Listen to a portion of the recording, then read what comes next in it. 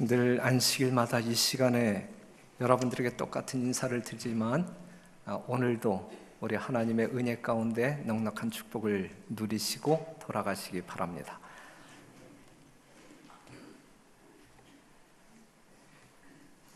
그 로마서 4장 18절에서 22절에 있는 말씀을 보게 되면 아브라함의 믿음 이야기가 나옵니다.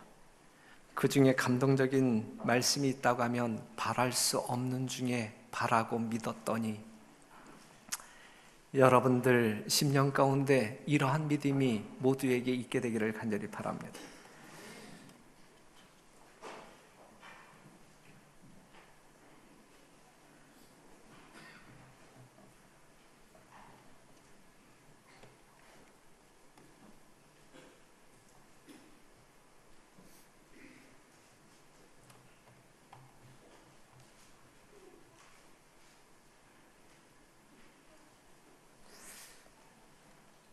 제가 할 땐 참 안 돼요, 그죠? 누가 올라와야만 될 것 같은데.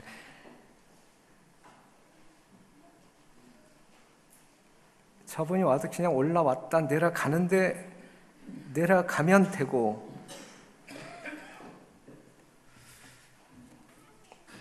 그 계란으로 바위 치는 격이다라고 하는 말은 불가능한 일을 말하는. 뭐 건드렸어요? 예? 뭐 건드린 거 있어요?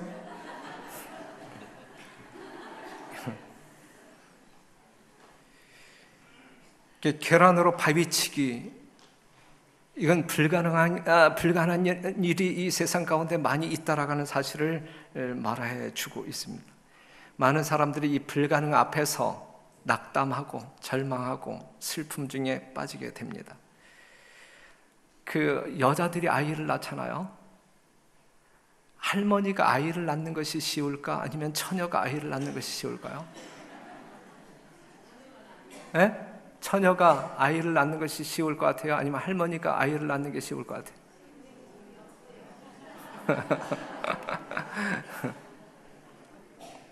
양쪽 다 불가능합니다. 처녀가 어떻게 아이를 낳을 수 있어요? 네?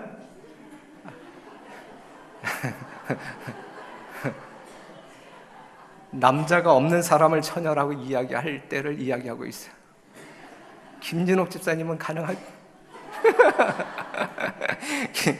처녀가 아이를 낳는 것도 불가능하고, 그 할머니가 아이를 낳는 것도 불가능하고, 이게 사람의 대답으로는 옳은 대답이다 이것이죠. 하지만 성경을 보면 처녀가 아이를 낳습니까? 남자를 알지 못하는 마리아가 예수를 낳고, 할머니가 아이를 낳습니까? 사라가 이삭을 낳고. 이것은 성경이 우리에게 불가능을 가능케 하시는 하나님을 보여주는 사건들입니다. 현실을 초월하고 상식과 과학을 초월하여 불가능이 가능케 될 수 있다라는 그러한 믿음을 여러분들 10년 가운데서 이끌어내시기에 넉넉한 하나님의 말씀입니다. 계란으로 울산바위를 치면 깨질까? 막대기로 울산바위를 치면 깨질까? 불가능하죠. 제가 만약에 40일 금식 기도를 드리고 울산바위에 올라가서 작대기로 치면 울산바위가 깨질까? 깨져요, 안 깨져요? 그럼 저에게 믿음이 있다는 얘기, 없다는 얘기? 왜 안 깨져요? 쓸데없는 짓이기 때문에 안 깨져요. 그건 쓸데없는 짓이기 때문에. 그런데 출애굽기 17장을 보면 르비딤에서 일어난 사건을 우리가 만나게 되는데, 모세가 바싹 마른 막대기로 바위를 쳤을 때 바위가 깨지고 샘물이 터졌습니까? 터졌죠. 하나님을 믿지 아니하는 사람들은 이러한 사건을 웃기는 이야기라고 해요. 그것은 설화와 같은 이야기라고 하면서 예수님을 믿지 않습니다. 여하튼 성경을 보게 되면 불가능한 일을 가능케 만드는 사건들이 참 많이 있어요. 빌립보서 4장 13절, 내게 능력 주시는 자 안에서 히브리서 11장 1절, 믿음은 바라는 것들의 실상이요, 하나님의 능력을 사용할 수 있는 것은 믿음이다. 믿음은 불가능한 것을 가능케 한다라는 사실을 일깨워 줍니다. 마태복음 17장 20절에 있는 말씀 보면 가라사대 너희 믿음이 적은 연곤이라 진실로 너희에게 이르노니 너희가 만일 믿음이 한 겨자씨만큼만 있으면 이 산을 명하여 여기서 저기로 옮기라 하여도 옮길 것이요 또 너희가 못할 것이 없으리라 그랬어요. 믿음이 없는 사람은 현실에 갇혀 불가능을 불가능으로 보고 포기하지만 믿음의 사람은 현실을 초월하여 불가능을 가능으로 보면서 소망을 소유하게 된다, 이것이죠. 이러한 믿음이 오늘 여러분과 저의 심령 가운데 있게 되기를 바랍니다. 그리하여 하나님께서 여러분들에게 주시기를 원하는 진정한 소망이 여러분들의 생애를 이끌게 되기를 간절히 바랍니다. 사무엘상 17장 24절에 있는 말씀, 골리앗과 다윗의 이야기 나오면 여러분들이 잘 알잖아요. 이스라엘 모든 사람이 그 사람 골리앗을 보고 심히 두려워하여 그 앞에서 도망하며 그랬어요. 블레셋과 이스라엘의 싸움은 당연히 누가 이기는 싸움이에요. 블레셋 사람들이 이길 수밖에 없는 싸움이에요. 그래서 이스라엘 백성들은 골리앗 앞에서 두려움에 떨었고 싸워보지도 않고 뭐 하는 거예요? 도망치는 거예요. 싸워보지도 않고 도망치는 거예요. 낙담하여 싸우기 전에 포기하고 도망치는 그들의 마음 가운데는 백성이고 나라의 운명이고 전혀 관계없어요. 자기만 살겠다고 도망칩니다. 성도 여러분, 여기서 우리가 분명히 알아야 할 것 하나가 있다고 하면 그 이스라엘 백성 중에 하나님이 계시지 않았는가 이거예요. 하나님이 계시지 않았는가? 하나님은 분명 그들과 함께 계셨다. 그렇다고 하면 무엇이 문제인가? 하나님은 분명 그들과 함께 계셨는데 무엇이 문제냐? 하나님의 사람이 없었을 뿐이다. 하나님은 분명 계셨는데 거기에 누가 없음으로 말미암아 하나님의 사람이 없었을 뿐이었다라고 하는 사실이죠. 별내교회에 분명 하나님이 함께 계십니까? 분명 함께 계시죠. 그런데 만약에 문제가 된다고 하면 하나님은 계시는데 믿음의 사람이 없다고 하면 큰 문제가 될 거예요. 골리앗 앞에 서 있는 이스라엘 백성들처럼 말이죠. 17장 32절에 다윗이 사울에게 고하되 그를 인하여 사람이 낙담하지 말 것이라. 다윗이 이스라엘 백성들을 위로합니다. 골리앗 때문에 낙담하지 마. 주의 종이 가서 저 블레셋 사람과 싸우리이다 그랬어요. 하나님의 사람 다윗이 말해요. 낙담하지 마, 위로하지요. 그런데 여러분, 다윗의 위로에 위로받은 사람이 몇 사람이나 있었어요? 이스라엘 백성들 중에 골리앗 앞에서 두려워 떨고 있는 그 이스라엘 백성들 중에서 다윗은 위로하는데, 낙담하지 말라고 위로하는데 그 위로의 말을 듣고 그래 낙담하지 말아야지 이렇게 위로받는 사람들이 몇 명이나 있었어요? 한 명도 없었어요.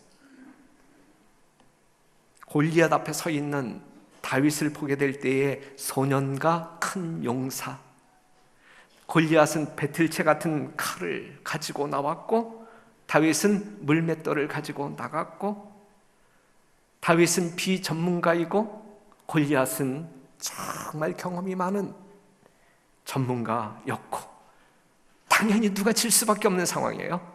다윗이 질 수밖에 없는 상황. 이게 이스라엘 백성 모두의 생각이었습니다. 상식적으로 맞는 말이고 현실적으로 정확한 분석입니다. 그것이. 그래서 말렸어요. 다윗을 말렸어요. 경험 있는 형들이 말렸고 왕도 말렸어요. 이 바보야, 현실을 직시해. 이 바보야, 안 돼. 하지만 다윗은 그럴 수 없었어요. 왜냐하면 다윗의 마음 가운데 누가 있었기 때문에, 여호와 하나님이 계셨기 때문에. 남들은 골리앗 때문에 도망치는데 다윗은 그 골리앗을 향하여 돌진했습니다. 무엇을 가지고? 여호와의 이름을 가지고, 여호와 스스로 있는 자, 모든 것을 존재케 하는 자. 여러분들이 아시는 그 여호와는 어떤 분이에요? 창조의 하나님, 구속의 하나님, 없는 것을 있게 하시는 분, 완전히 망가진 것일지라도 회복시키시는 분. 다윗은 그 하나님을 믿었단 말이죠. 다윗이 믿었던 그 하나님을 여러분들도 믿지 않습니까? 여러분들이 믿는 하나님은 어떤 하나님이신가요? 다윗이 믿었던 이 하나님 아니십니까? 똑같잖아요. 아들과 함께 모든 것을 주시는 분, 하나님, 여호와 하나님. 태초에 하나님이 천지를 창조하시니라. 말 한마디면 모든 것이 끝났어요. 말 한마디면 모든 것이 다 이루어졌어요. 청와대의 말 한마디면 모든 것이 해결되는 것과 비교도 안 되는, 그렇죠? 하나님의 말씀 한마디면 모든 것이 이루어집니다. 그러한 하나님을 믿는 다윗에게 골리앗이 무슨 문제가 있겠습니까? 사랑하는 성도 여러분, 여러분들이 믿는 하나님이 정말 이러한 하나님이라고 하면 여러분들 앞에 있는 불가능이 무슨 문제가 되겠습니까? 그 하나님을 믿지 아니하기 때문에 우리는 여전히 어두운 그림자 아래서 근심 걱정하는 것 아니겠습니까?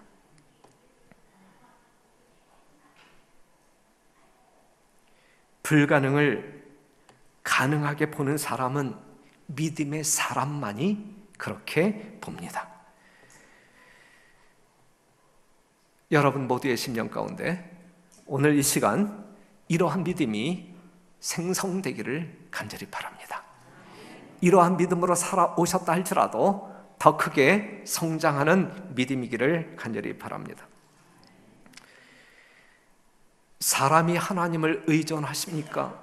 아니면 하나님이 사람을 의존합니까? 어려운 질문 같아요. 그죠? 예? 사람이 하나님을 의지하는가? 아니면 하나님이 사람을 의존하는가? 사람도 하나님을 의존하고 하나님도 사람을 의존한다. 이게 정답인가요? 이게 맞는 것 같아요. 그죠? 광야의 이스라엘 백성들에게 반석을 쪼개어 물을 공급하는 것이 하나님의 일입니까? 아니면 이것이 모세의 일입니까? 자, 이스라엘 백성들이 지금 목말라 하고 있어요. 물 달라고 아우성치고 있어요. 이들에게 하나님께서 물을 주시고자 계획하십니까? 그건 누구의 일이에요? 하나님의 일이십니까? 아니면 모세의 일입니까? 하나님의 일이죠. 하나님의 일. 분명 하나님의 일이에요. 그런데 그 반석을 친 것은 하나님이 치셨나요? 아니면 모세가 쳤나요? 모세가 쳤다. 하나님께서는 하나님의 일을 하시는데 누구를 의존한다는 이야기예요? 사람을 의존한다. 하나님께서는 하나님의 위대한 역사를 이루기 위하여 별내교회 성도들을 뭐한다? 의존한다. 여러분들 없이 하나님은 아무 일도 하시지 않습니다. 디모데전서 2장 4절, 하나님은 모든 사람이 구원을 받으며 진리를 아는 데 이르기를 원하시느니라. 여러분들이 암송하는 성경절 마태복음 24장 14절에 있는 말씀을 보게 되면 천국 복음이 땅끝까지 증거될 때에 예수님 오신다 그랬어요. 그런데 그 일을 하나님이 하시는가? 아니면 사람이 하는가? 이거죠. 땅끝까지 복음이 증거되어져야, 이건 분명 하나님의 일인데, 그죠? 이건 분명히 하나님의 일인데 이 일을 하나님이 하시느냐 아니면 사람이 하느냐 이거예요. 마태복음 28장 19절에서 20절에 있는 말씀을 보게 되면 정말 땅끝까지 가서 제자를 삼아라, 하나님이 함께 하시겠다 그랬거든요. 모든 사람들을 구원코자 하는 것이 하나님의 뜻이지만 그 일을 이루시는 자는 하나님도 아니고 천사도 아니다. 그 일을 이루는 자는 누구다? 사람이다. 사람이다. 어떤 사람이요? 그 일을 이루는 자는 어떤 사람이요? 하나님의 사람, 믿음의 사람. 그래서 사도행전 13장 22절, 내가 이새의 아들 다윗을 만나니 내 마음에 합한 사람이라.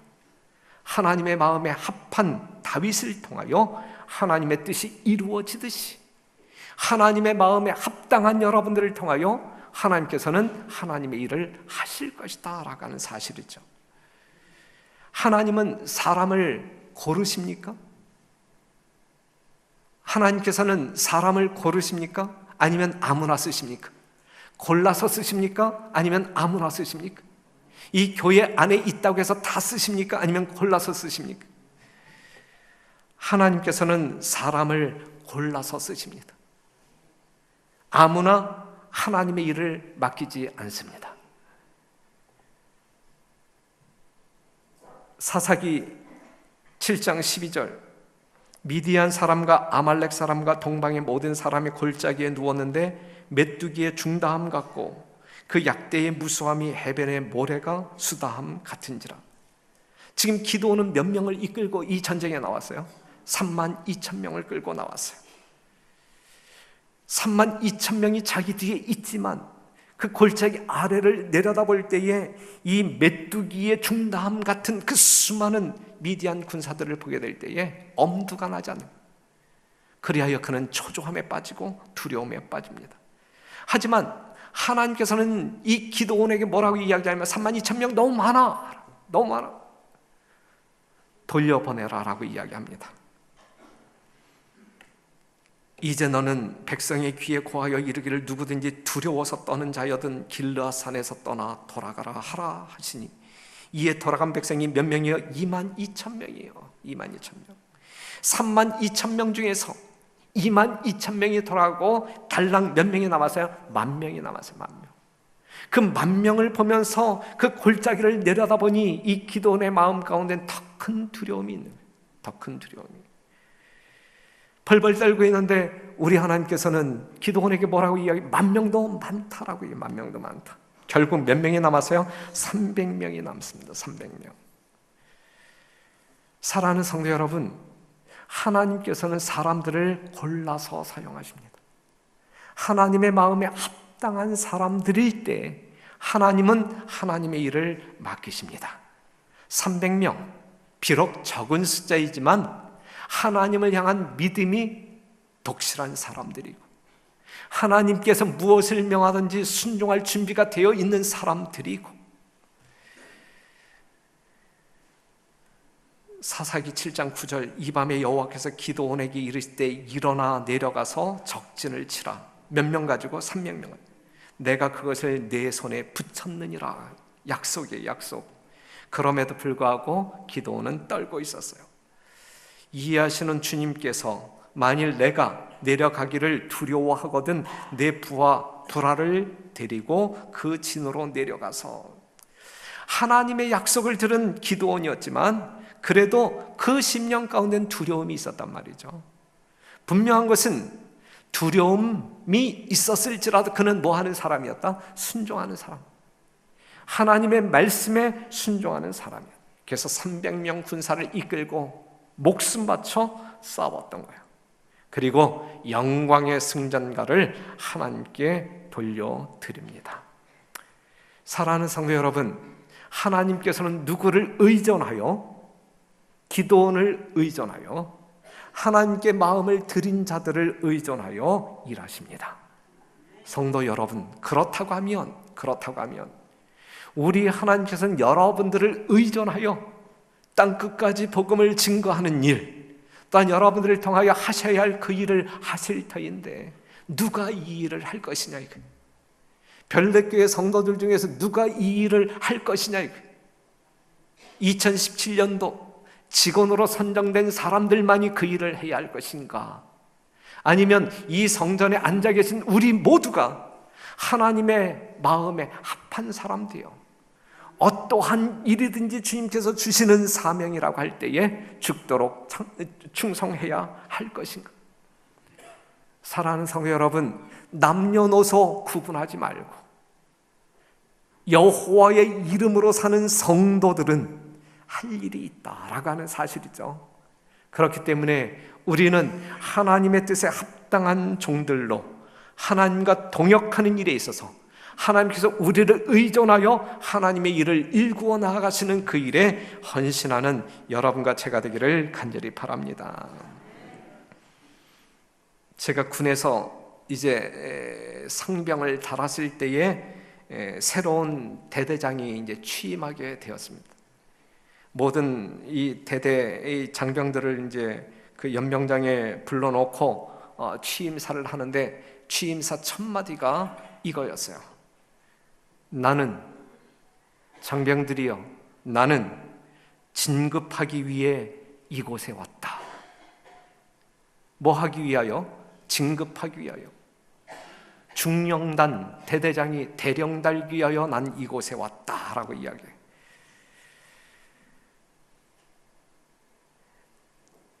이 대대장이 진급하기 위해서는 이 부대에 무엇이 있어야 되면 사고가 없어야 돼요. 작은 사고일지라도 사고가 없어요. 무사고, 사고가 없어야 돼요. 그 다음에 무슨 평가를 받을 때 우수한 평가를 받아야만 돼요. 대대장의 진급을 위해 모든 병사들의 고난과 희생이 있어야만 하는 거예요. 무사고를 위해서는 군기가 강화되어야 되고, 우수평가를 받기 위해서는 병사들에게 고된 훈련이 있어야 되는 거예요.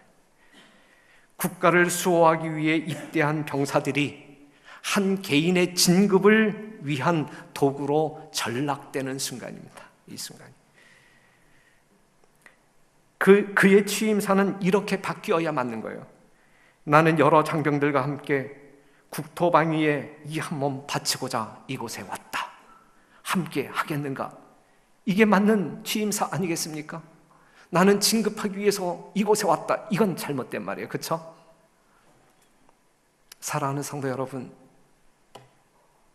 여러분들의 담임 목사와 별내교회는 어떠한 관계 이어야 되는가? 제가 여러분들에게 저는 출세하기 위하여 별내교회에 왔다라고 이야기한다고 하면 도와줄게요. 우리가 도와줄게요. 그렇게 하실 분 계십니까? 제가 출세가 필요한 사람이,